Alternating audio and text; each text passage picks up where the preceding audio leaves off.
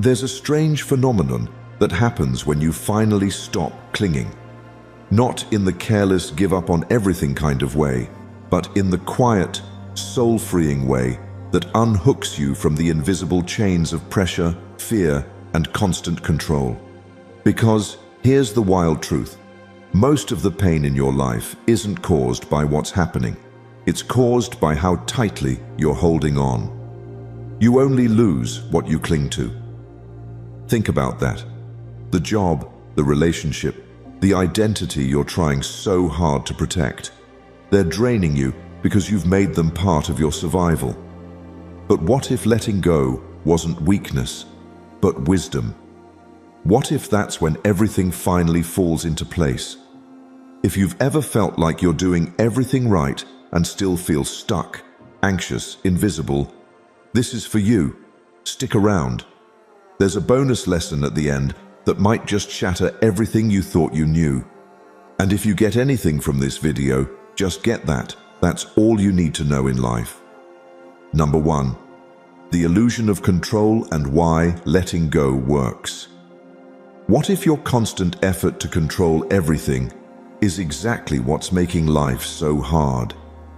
We spend our days clenching, mentally gripping outcomes, people, plans, hoping that if we just hold tight enough, life won't fall apart. But here's the paradox. The tighter you hold sand in your hand, the faster it slips through your fingers. Control feels safe, predictable, but in reality, it's the ego's most convincing illusion. Let go or be dragged. It's not just a quote, it's a survival instruction. Because the truth is, control doesn't give you freedom, it gives you fear. Fear of failure, fear of loss, fear of not being enough unless everything goes exactly as planned. In Buddhism, there's a principle called non-attachment. It doesn't mean apathy, it means allowing life to move without chaining it to your expectations. You don't own this moment, you're only here to experience it, and the more you force it, the more it resists you. Think about your own life. How much energy have you wasted overthinking, micromanaging, clinging to relationships already drifting, or worrying about what hasn't even happened yet? And still, it didn't give you peace, it gave you pressure. Now imagine this. For one day, you stop interfering. You stop trying to control every detail. Instead of over-planning the perfect day, you breathe, you observe, and you respond. Not react, respond. With calm, not control. Ask yourself, what am I afraid will happen if I let go right now? Most of the time, the answer isn't danger, it's discomfort. And discomfort is the doorway to growth. The job you didn't get. Maybe it wasn't meant for your path. The relationship that ended. Maybe it was a chapter, not a destination. Life is always trying to guide you, but we're too busy resisting to hear it. When you let go, things don't fall apart. They fall into place. Not always the place you imagined, but often the place you needed. Because surrender isn't weakness, it's wisdom. It's the strength to trust the flow rather than fight the current. Practice this. The next time you feel yourself mentally tightening, stop, breathe, ask, is this worth the weight I'm carrying? Then loosen your grip, allow, trust. Watch what unfolds when you stop trying to manage every second. A monk once said, "Peace is not found in a place without noise, trouble, or hard work. It is found in the midst of those things when the mind is calm." That calm doesn't come from control, it comes from trust. What if letting go is how you finally find peace? What if the version of you you're trying to force isn't the one you're becoming? And what if surrender is the most powerful move you'll ever make? Remember this. If you want to fly in the sky, you need to leave the earth. If you want to move forward, you need to let go of the past that drags you down. Let go, let life meet you, and watch what falls into place. 2. The paradox of detachment. It makes you more powerful. What if the very thing you're clinging to is what's holding you back? We live in a world obsessed with outcomes, chasing goals, validating worth, measuring success in numbers. But the more tightly we pull on the string, the more we lose altitude. A kite doesn't rise by force. It rises when released. That's the paradox of detachment. The moment you stop needing something, you start attracting it. To let go is to gain control in a different way. It sounds backward, but it's deeply aligned with Buddhist wisdom. Detachment isn't about giving up. It's about showing up fully, mindfully, and without fear of what might happen next. When you're detached, you're not disconnected. You're just no longer imprisoned by the craving for control. In Buddhist thought, attachment is the root of suffering, not because wanting something is wrong, but because needing it to define you is. Detachment, then, is not apathy, it's freedom. It's acting from clarity, not desperation, from truth, not fear. Think about your own path. Maybe you've poured everything into a career move, a relationship, a dream, and the more you tried to force it, the more it slipped away. You stayed up late obsessing over outcomes. You replayed conversations, reworked plans, redoubled your effort. But instead of peace, you felt pressure. Instead of clarity, confusion. Why? Because your power doesn't come from the grip. It comes from your presence. Letting go doesn't mean you stop caring. It means you stop clinging. You shift your focus from, will this work, to, is this true for me? That one question changes everything. Because now, you're not reacting out of fear. You're responding from alignment. Practice this. Set your intentions clearly, but release the outcome. Speak with honesty, not manipulation. Show up to your work, your relationships, your dreams, not with expectation, but with sincerity. And then step back. Trust that what's meant for you will unfold in its own time. Meditate on impermanence. Watch your thoughts and emotions rise and fall like waves.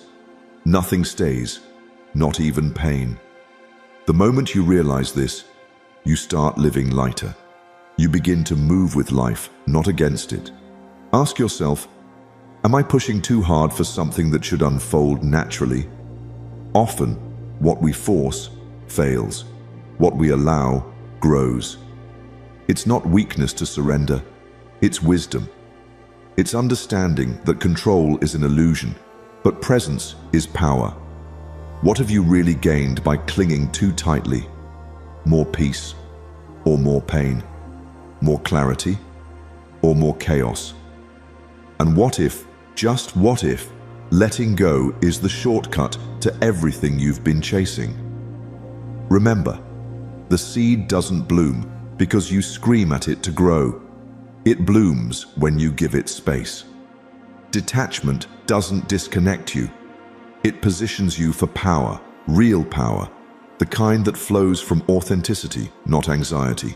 So stop gripping, loosen the string, let your kite rise, let go, and let life lift you. 3. How overthinking repels. What you want. You think you're being productive, but really you're just stuck in your head. Overthinking disguises itself as problem solving. It promises clarity, but delivers chaos. Like stirring muddy water, the more you spin your thoughts, the cloudier everything becomes. A pond clears itself when you stop disturbing it, and so does your mind. In silence, everything becomes clear. But silence scares us. Stillness feels like failure in a world addicted to hustle. So we obsess, replay, forecast, and analyze, convinced that one more thought will unlock the answer. But it never does. Because overthinking doesn't come from wisdom. It comes from fear. In Buddhism, the monkey mind is the name given to our restless, jumping thoughts, always grabbing, always fearing, always doubting. The mind seeks control through thought. But true clarity doesn't arise from more noise. It arises when the noise fades. Have you ever noticed the answers often come not while thinking, but when you've finally stopped? In the shower, on a walk, during a quiet moment of surrender. It's because you created space, and that space allowed wisdom to rise. We all crave peace, but we try to think our way to it, and that's the trap. Peace isn't something you chase, it's what's left when you stop chasing. Practice this. The next time your thoughts spiral, don't dive deeper. Interrupt the pattern. Close your eyes. Inhale peace. Exhale the story. One breath, fully taken, can do more than 100 thoughts. Ask yourself, am I thinking or avoiding? There's a difference. Sometimes thinking becomes a shield from feeling, from making a decision, from facing the unknown. But life moves when you move, not when you overanalyze every turn. Set boundaries with your thoughts. If you're stuck on a decision, give yourself a deadline. Don't let it bleed into paralysis. Clarity loves decisiveness. Even a small action disrupts the mental loop. Trust simplicity. That quiet gut feeling you keep brushing aside. It's not weakness, it's wisdom, but you can't hear it while overthinking shouts over it. What would happen if you stopped fixing and just started feeling? Feeling the discomfort, feeling the fear, letting it pass like a wave instead of trying to control it with logic. Sometimes, the most powerful thing you can do is nothing at all. Not in apathy, but in awareness, in presence. Because the moment you stop resisting the present moment, it begins to speak to you. And that's where guidance lives. Are your thoughts helping or holding you hostage? This is your reminder that your mind is a tool, not your master. And tools only work when you learn when to put them down. So, stop stirring. Let the pond clear. Let silence rise. And you may just find everything you've been seeking has been waiting there beneath the noise the whole time. Peace isn't out there. It's what's left when you let go. 4. Why caring too much backfires? Sometimes we care so much, we crush the very thing we're trying to protect. We smother dreams with perfectionism, relationships with expectations, and our own peace with pressure. It feels noble, this deep caring, but often it's fear in disguise. The fear of losing control, the fear of not being enough, the fear of not being loved unless we constantly prove our worth. But just like a flame, love and purpose grow only when they have air. Caring deeply doesn't mean clinging desperately. You've probably felt it, the heavy weight of trying to hold everything together, for everyone, all the time. You say yes when you're exhausted. You try to manage others' emotions. You take responsibility for problems that were never yours to fix. It feels like compassion, but it's actually over-responsibility. And that doesn't lead to connection. It leads to burnout. In Buddhism, loving kindness isn't about control, it's about presence. Being with someone, or even yourself, without fixing, forcing, or managing. Letting people breathe. Letting life breathe. When you truly care, you create space. And in that space, growth happens. Ask yourself, am I trying to be everything for everyone? It's not your job to be the healer, the pleaser, the perfect one. That's ego dressed as service. Real compassion begins when you allow people to live their own journeys, even when it's messy, even when it's not how you would choose. Let go of the need to be understood all the time. Let go of trying to control how someone sees you. When your worth is tied to external validation, your care becomes conditional, subtle but heavy. And that's not love. That's fear pretending to be love. Reframe care as presence. Sit with someone without offering advice. Support without solving. Allow yourself to rest without guilt. Care for yourself not because you're trying to be better, but because you're already worthy. Release anxious attachment, the constant checking, the fear of being forgotten, the overthinking after every conversation. That's not intuition, it's insecurity. And that insecurity will sabotage your peace if you don't meet it with awareness. What would happen if you stopped trying to manage everything? If you trusted that people could survive without your constant intervention? That situations could resolve without your control? You'd be lighter, freer, and ironically, your relationships would deepen because they'd be built on trust, not tension. Not everything is yours to carry. You're allowed to care without controlling, to love without losing yourself, to give without grasping. Are you truly caring, or are you managing others with good intentions?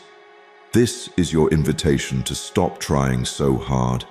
You don't need to be perfect to be loved. You don't need to overgive to be valuable. Let the flame breathe. Let your soul breathe.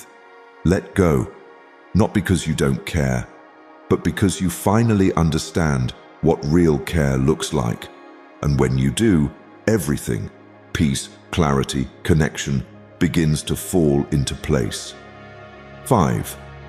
What happens when you stop seeking validation? You were not born to be approved. You were born to be authentic. But somewhere along the way, applause became oxygen.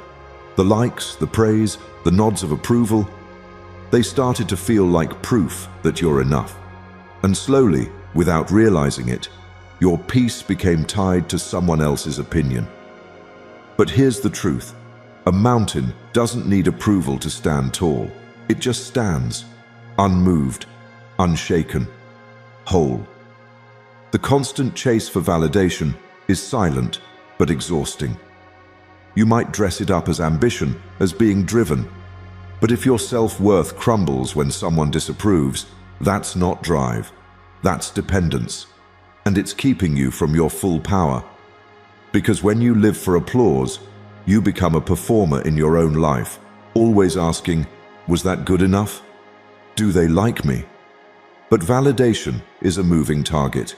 It changes with trends, with moods, with people's projections. How can you build a stable life on such shaky ground? Buddhism teaches us that freedom comes not from being liked, but from being real. When you release the craving for approval, something sacred happens. You begin to hear your own voice again.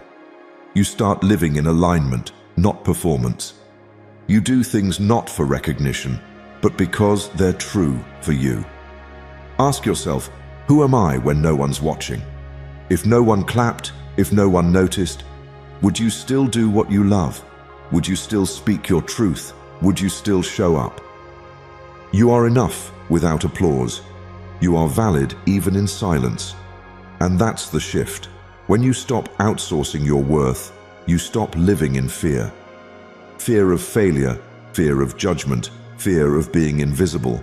And in that fearless space, creativity flows, courage rises, purpose returns. Try this. Each day, validate yourself, not with ego, but with truth. Name 3 things you did well, just for you. Maybe you showed up despite the fear. Maybe you set a boundary. Maybe you rested without guilt. Let those moments be enough. And the next time someone praises or criticizes you, observe it without clinging. Don't let it define you. Praise and criticism are just weather patterns. They pass. Your essence doesn't change because of them. Step into solitude. Not loneliness, solitude. The space where no one else's opinion echoes. That's where the real you waits. The one who knows what to do. The one who doesn't need permission to breathe freely. So ask yourself honestly, are you living for applause or for alignment? Because if you're chasing applause, you'll always feel behind. But if you're living in alignment, even your silence will echo with power. Let go of the need to be seen, and you'll finally see yourself. Not as a version shaped by others, but as the mountain you've always been. Unshakable, quietly powerful, completely enough. 6. The whatever mindset and how it changes everything. You don't need to control everything to be at peace. In fact, the more you try to manage, fix, and force life into your image of how it should be, the more chaotic your inner world becomes. But there's a mindset, quiet, powerful, deeply liberating, that shifts the entire game. It's the whatever mindset, not from apathy, but from a place of grounded wisdom. Whatever happens, happens. I remain. That's not giving up. That's anchoring yourself in something deeper than outcomes. Life is unpredictable by nature. Plans fall apart. People change. Dreams evolve. The mind wants to panic, scramble for control, demand certainty, resist what is.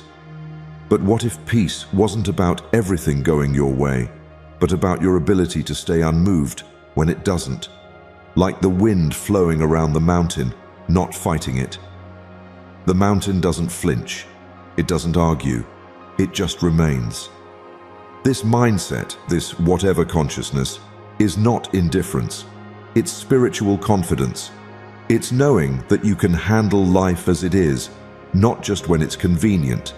It's being rooted in your truth, even when the ground feels like it's shifting. And in that grounded space, you begin to see clearly. You stop overreacting. You stop making everything so personal.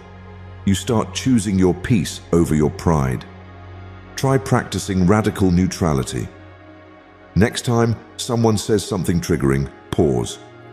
Observe your reaction instead of obeying it. Ask, does this need a response or just my awareness? In chaos, whisper to yourself, this doesn't define me. Because it doesn't. Your value isn't tied to how smoothly life unfolds. It's revealed in how calmly you hold yourself when it doesn't. Use humor as a spiritual tool. When something goes wrong, laugh gently, shrug a little. Ask yourself, will this matter in 5 years? Probably not. So don't give it 5 hours of your peace. Sometimes peace is found not in answers, but in letting go of the need to have them. Can you remain calm while everything changes? That's the question. Because if your peace depends on stability, you'll never have it. But if your peace is built on presence, surrender, and inner steadiness, then no storm can uproot you. The whatever mindset doesn't make you passive.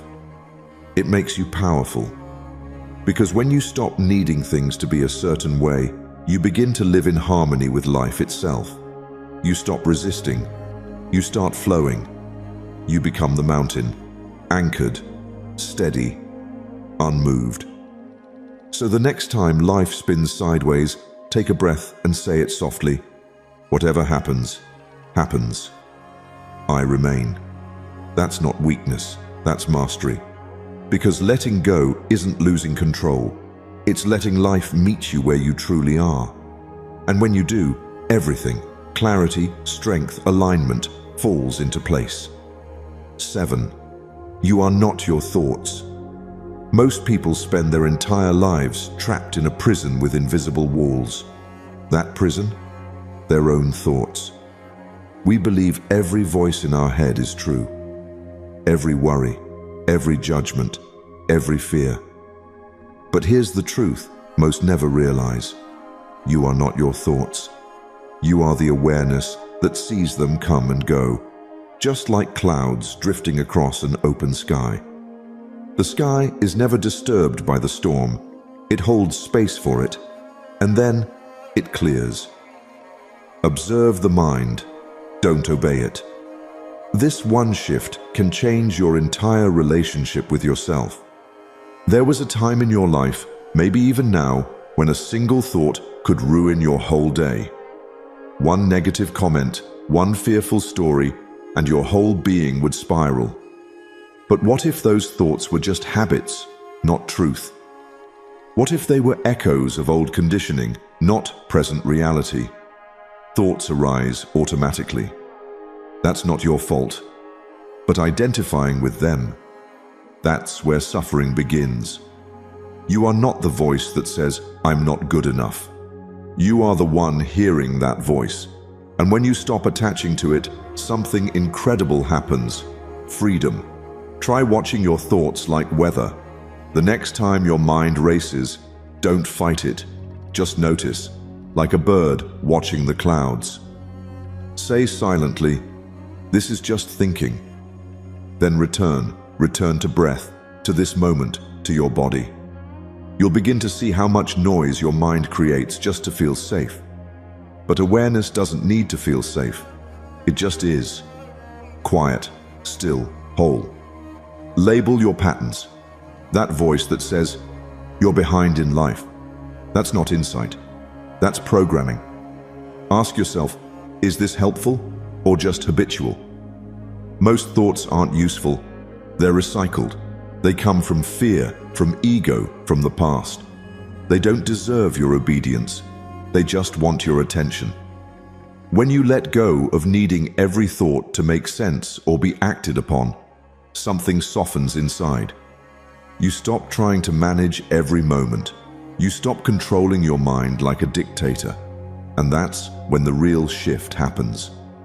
Because clarity isn't something you think your way into. It arises when the mind gets quiet enough to listen. When you stop chasing thoughts and start witnessing them, peace becomes possible. This is the heart of mindfulness and of Buddhist wisdom. The Buddha taught not to destroy the mind, but to understand it, to observe its nature like you'd watch a river flow, without getting swept away.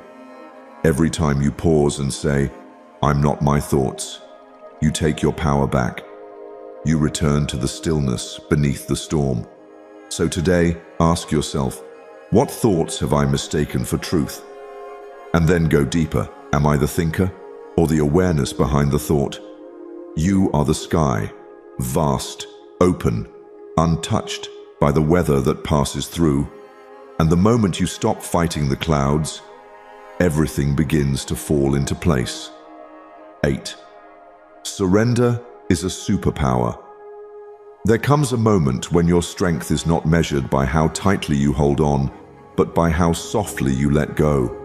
That's the moment when everything shifts. Because what if surrender isn't weakness? What if it's your greatest superpower? Imagine a boat struggling to row against a fierce current. No matter how hard it pushes, it stays stuck, or worse, gets dragged under. But the moment it stops fighting, the river carries it. That's what surrender does. Surrender is not giving up. It's giving in to what already is. Most of us live in resistance. We push against outcomes, cling to plans, wrestle with the unknown, and call it ambition. But deep down, we're just afraid. Afraid of losing control, afraid of being seen as weak. But here's the truth.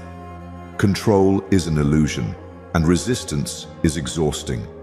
Surrender doesn't mean you stop caring. It means you stop suffering over what's not in your hands. You take action from clarity, not chaos. You move with life, not against it. Ask yourself right now, where am I forcing something that no longer flows? Maybe it's a relationship, a job, or a dream that's changed form. Are you rowing in circles out of fear of drifting? Or are you ready to trust the current? Try this.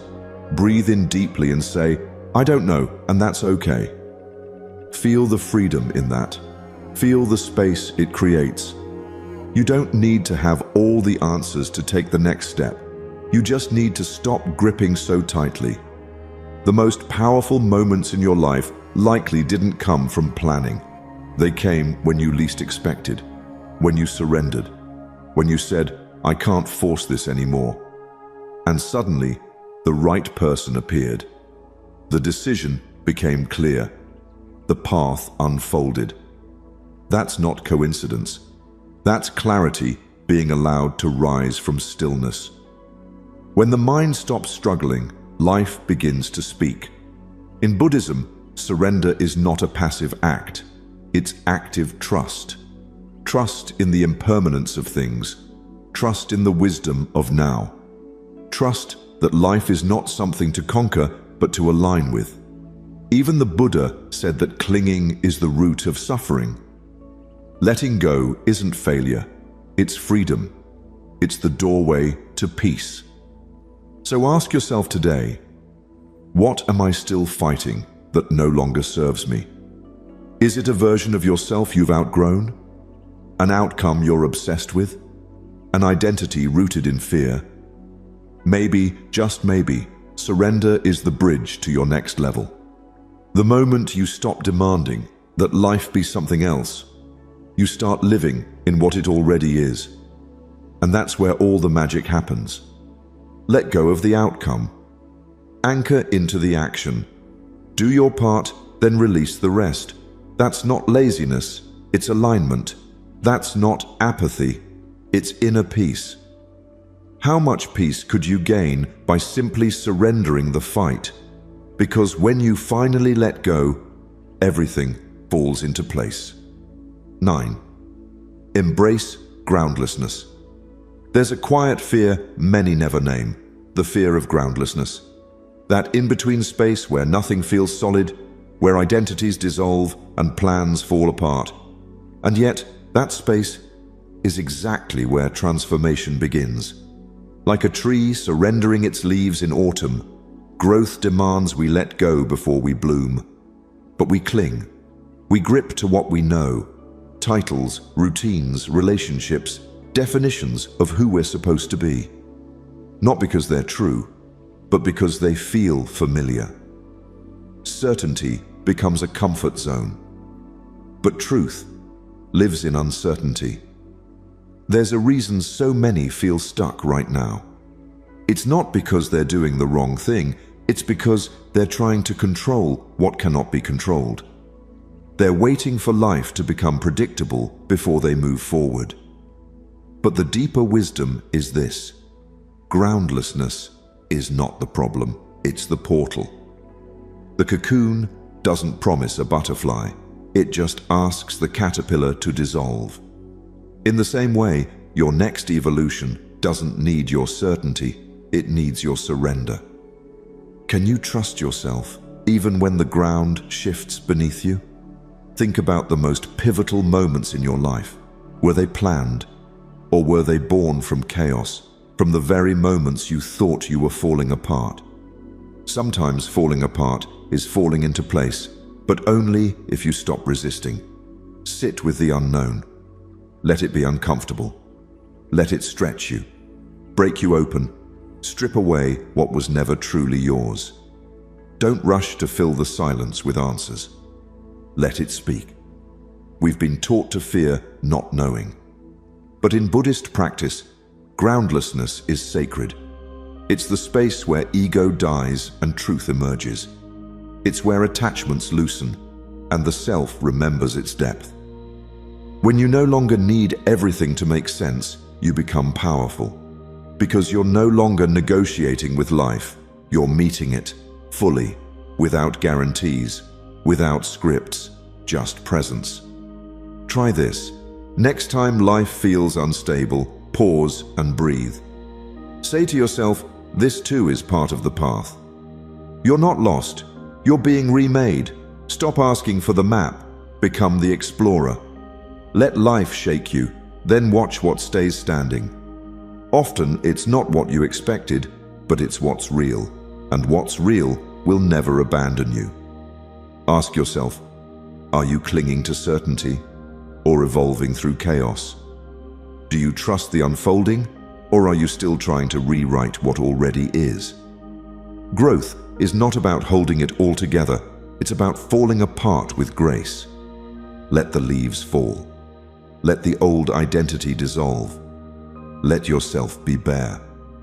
Because only in that openness can something new take root. When you stop chasing the ground beneath you, you realize you are the ground. You are the stillness in the storm. So don't fear the unknown. Embrace it. That's where your next chapter lives. That's where your freedom begins. When you finally let go of needing the ground to stay still, everything starts to rise. from within. 10. Let the moment lead.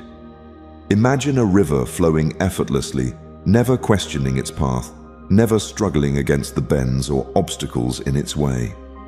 It simply moves, responding to the landscape, adapting to every turn, every rise and fall.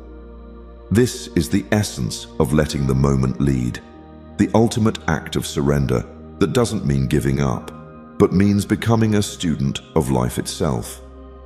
When you cling to control, trying to micromanage your career, your emotions, your identity, you pull yourself out of the only place where peace and purpose truly exist, the present moment.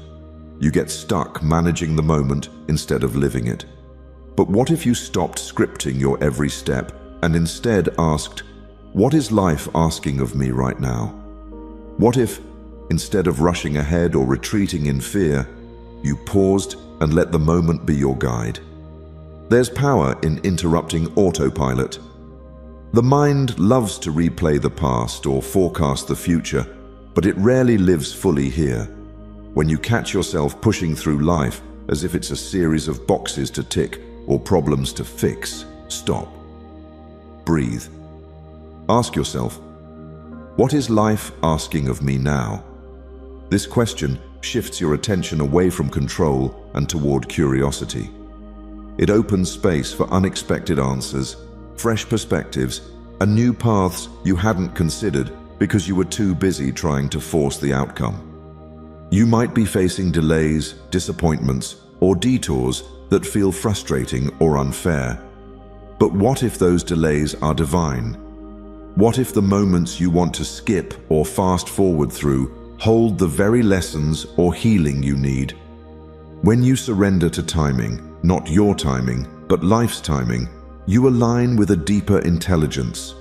Instead of fighting against the current, you float with it, trusting that every moment carries wisdom if you're willing to listen. Ask yourself, what wisdom does this moment hold if I stop trying to skip it? When you stop resisting, the moment reveals its gifts. Sometimes clarity, sometimes healing, sometimes simply peace. And peace is the foundation from which everything else flows. When you're grounded in the present, your purpose becomes clearer. The chaos around you no longer drags you under because you're anchored in the now. Living the moment means embracing uncertainty without panic, acting without clinging, and being fully present even when life feels overwhelming. It's not about passivity, but about radical engagement with what is, rather than what you wish were. You begin to see that control was always an illusion, and that true mastery is in flow, not force. So what happens when you stop managing the moment and start living it? Everything falls into place. Your career, your identity, your emotional balance, all begin to align naturally because you're no longer swimming upstream. You're riding the current. You become like the river, strong yet flexible, grounded yet free. And in this flow, you discover the effortless ease of a life lived in harmony with the moment, where peace and purpose coexist, and where you finally let go. So everything truly falls into place. 11. Release the need to fix everything. Trying to fix everything all at once is like attempting to mend the ocean with a tiny spoon. Exhausting, impossible, and draining your very spirit. We often carry this hidden burden, believing it's our job to patch every crack in relationships, careers, or even within ourselves. But here's a truth that sets you free. Not everything broken needs your glue. Letting go means releasing the illusion that you are responsible for fixing others or controlling situations beyond your reach. This is not about giving up. It's about discerning what truly belongs to you and what doesn't. Imagine how much peace you could gain by stepping back and recognizing where your responsibility ends and another's growth begins. Take a moment before reacting. Breathe deeply and choose presence over pressure. This simple pause creates space between impulse and action, allowing clarity to emerge. Ask yourself gently, is this mine to fix or theirs to grow from? This question is a powerful boundary setter, reminding you that growth is often uncomfortable, even messy, but necessary for transformation. When you try to rescue everyone or control every outcome, you inadvertently stunt not only their growth, but your own. Your silence, your willingness to hold space without interference, can be more powerful than any solution you impose. Consider the emotional overwhelm you might be feeling now. Is it because you've been carrying more than your share? You may feel obligated to keep it together for others, to smooth every ripple in your career or life transitions. But what if the peace you're seeking is blocked by this very need to fix? What if surrendering this urge to control doesn't mean weakness, but strength? Strength to let life flow naturally and trust that others have their own journeys to navigate. There's profound freedom in releasing the fixer role. It allows you to redirect your energy inward, focusing on your healing, your clarity, and your purpose. You become a witness rather than a rescuer, a compassionate observer rather than a frantic problem solver. This shift opens a calm space within, a quiet center where you no longer feel pressured to carry the weight of the world on your shoulders. The moment you accept that you cannot fix everything, a transformation begins. You start to see that growth unfolds in its own time, and sometimes the best support you offer is simply to be present without interference. Like a tree standing firm in the storm, your grounded presence is a source of strength. Not because you control the winds, but because you don't resist them. So ask yourself, what peace are you blocking by trying to hold it all together? What if your silence, your trust, your willingness to let go is exactly what's needed for you and for those around you? When you finally release this need to fix everything, the currents of life shift. You step into a flow where everything begins to fall into place naturally, and the exhausting spoon finally rests. Bonus lesson: the art of doing less, being more. Imagine a lotus blooming, not by frantic effort, but by surrendering to the stillness of the water beneath it.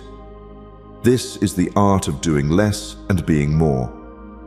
In a world obsessed with hustle, achievement, and constant action, we lose sight of something essential. Being is enough. When you finally let go of the need to constantly prove yourself through doing, you create space for your authentic self to arise naturally. Growth doesn't come from pushing harder. It begins in the quiet surrender of presence. Try this. Spend a few moments each day in silence, without distraction or agenda. Let the noise of your mind settle like sediment in still water. Feel how your nervous system resets, how your breath slows, and how the tension in your body softens. This is not laziness or avoidance. It's an essential practice of reconnecting with your core. When you stop doing, you start being. And from that place of being, right action follows effortlessly. Ask yourself, what if I stopped striving and simply trusted my essence?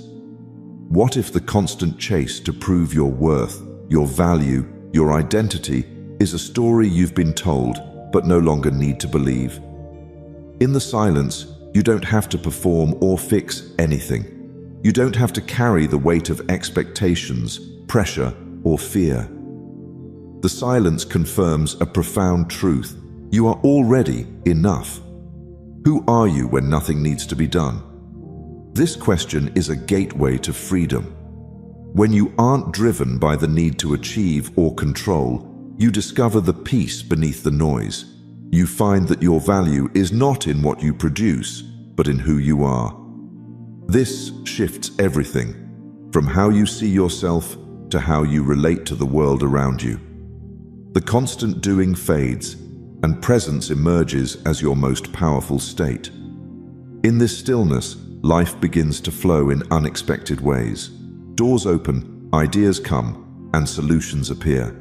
Not because you forced them, but because you allowed space for them to emerge. The art of doing less is not a retreat from life. It's a deeper engagement with it. It's about trusting the process of unfolding rather than grasping at outcomes. It's about being the calm center in the storm, the unmoved mover who creates from a place of peace. So, what are you trying to prove that silence would already confirm? What burdens could you release if you trusted that your essence is enough? When you finally let go of the need to do more, you create a life where everything falls into place, not by your force, but by your presence. In this surrender, you bloom like the lotus, beautiful, whole, and perfectly at peace. The illusion of control and why letting go works. Trying to control everything only leads to frustration and stress. Life flows best when you stop resisting and allow it to unfold naturally. Surrender doesn't mean giving up. It means trusting the process. Peace comes from release, not resistance. The paradox of detachment. True detachment empowers you by freeing your actions from desperate outcomes. When you're no longer emotionally attached to the result, you gain clarity, presence, and calm. You operate from strength, not scarcity. Detachment invites what control pushes away. How overthinking repels. What you want. Overthinking creates mental chaos that blocks intuition and clarity. Letting go of obsessive thoughts helps you reconnect with your inner peace. Clarity doesn't come from more thinking, it comes from quiet presence. Stillness is the secret weapon. Why caring? Too much backfires. Excessive caring often stems from fear, not love. When you care too much, you lose yourself in the outcome or others' approval. Healthy love is rooted in freedom and space. Letting go allows relationships and your energy to thrive. What happens when you stop seeking validation? When you no longer depend on others for approval, you regain your personal power. Your worth isn't determined by applause or opinions. The need to impress fades as you start living in alignment with your truth. Validation becomes internal.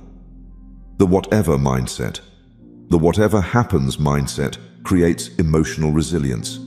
It helps you flow through change, setbacks, and chaos with calm neutrality. Indifference is not weakness, it's strength grounded in inner peace.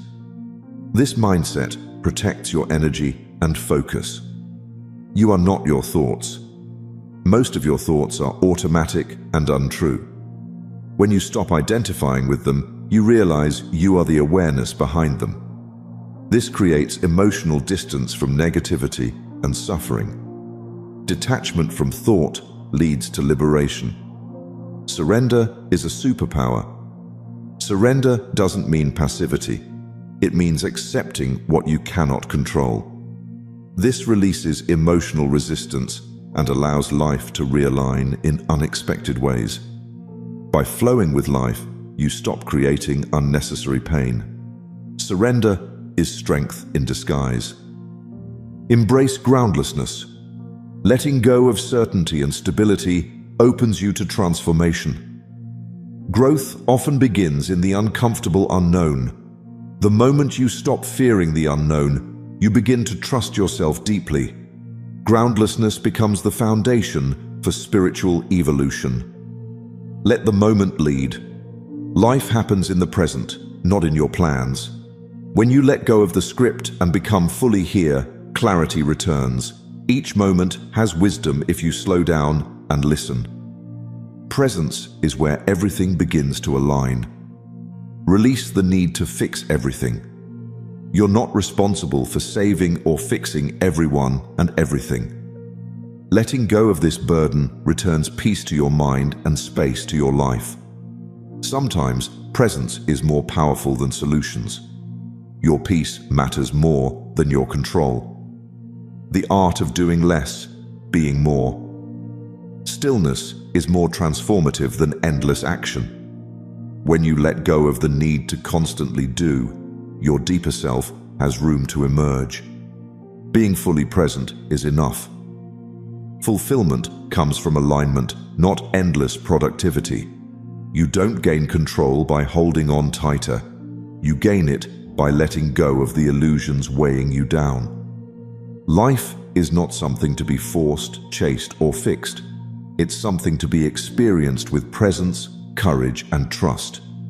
The moment you stop clinging is the moment you start living fully. True strength comes not from domination, but from surrender.